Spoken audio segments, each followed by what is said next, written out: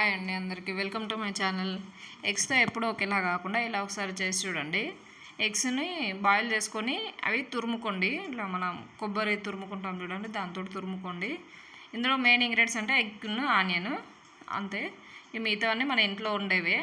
ఒక గిన్నె పెట్టుకొని అందులో 2 స్పూన్స్ ఆయిల్ వేసుకోండి. అందులో ఆయిల్ వేడాక జీలకర్ర కొంచెం చిటపటలాడగానే ఆనియన్స్ వేసుకోండి. ఆనియన్స్ వేసుకొని కొద్దిసేపు ఫ్రై చేసుకోండి. మధ్య మధ్యలో కలుపుతూ ఫ్రై చేసుకోండి. కొంచెం సాల్ట్ వేయండి. సాల్ట్ వేయడం వల్ల ఆనియన్స్ తొందరగా కుక్ అవుతాయి.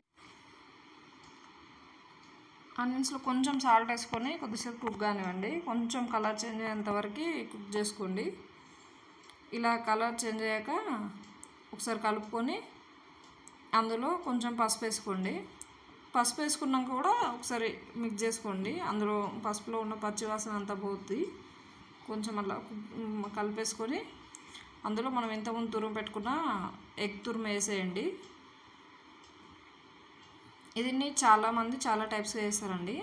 మనం ఎవరు వాళ్ళ ఇష్టం, ఎవరి టైపు అది. ఇదైతే సింపుల్గా ఇంట్లో ఏమీ లేనప్పుడు కూడా చేసుకోవచ్చు. ఇలా సింపుల్గా అయిపోద్ది కర్రీ.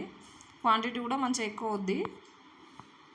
ఇలా ఒక 5 మినిట్స్ ఫ్రై చేసుకోండి. ఫ్రై చేస్తూ ఉంటే స్మెల్ పెరుగుద్ది, టేస్ట్ కూడా ఇంకా పెరిగిపోద్ది. ఒక 5 సెకండ్స్ అంతే, 5 మినిట్స్ కూడా అవసరం లేదు. 5 సెకండ్స్ అట్లా ఫ్రై చేసుకున్నాక మీకు ఎంత సూప్ క్వాంటిటీ కావాలో అన్ని వాటర్ యాడ్ చేసుకోండి. మరీ చిక్కగా వద్దు, కొంచెం వాటర్ కావాలంటే కొంచెం వాటర్ ఎక్కువ వేసుకోండి. చిక్కగా కావాలంటే అది ఏదైతే మనం ఎగ్ తురుము వేసామో ఆ లెవెల్ వరకు వాటర్ పోసుకోండి. అందులో కొంచెం సాల్ట్, కొద్దిగా కారం, మీకు కావాలంటే ఏదైనా గరం మసాలా అవి ఉంటే వేసుకోండి. నేను ఇక్కడ ధనియాల పౌడర్ వేస్తున్నాను. వేసి ఒకసారి కలుపుకోండి.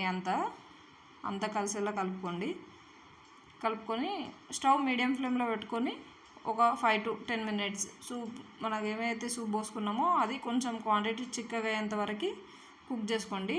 ఆనియన్స్ కూడా కొంచెం సాఫ్ట్ అవుతాయి. మంచిగా కుక్ చేసుకోవాలి. ఎందుకంటే ఈ కర్రీలో మెయిన్గా కొంచెం కారం ఎక్కువ వేసుకోవాలి. ఎందుకంటే ఏదైనా నీసు కూరలలో కారం ఎక్కువ ఉండాలి, లేకపోతే నీసు స్మెల్ వస్తుంది. మనం ఉడకబెట్టినాం కానీ ఎంత ఉన్నా నీసు స్మెల్ వస్తుంది. నేను ఇక్కడ కొంచెం కారం యాడ్ చేసుకుంటాను.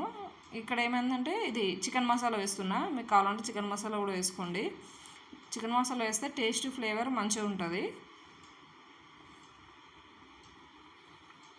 ఇలా ఒక 5 మినిట్స్ కుక్ కానివ్వండి. చికెన్ మసాలా వేసాం కదా, ఆ ఫ్లేవర్ అంతా కర్రీకి పట్టేంత వరకు కుక్ అయ్యాక మీరు క్వాంటిటీ చూసుకోండి, చిక్కబడిందా లేదా చూసుకొని ఆఫ్ చేసుకోండి. Thank you for watching.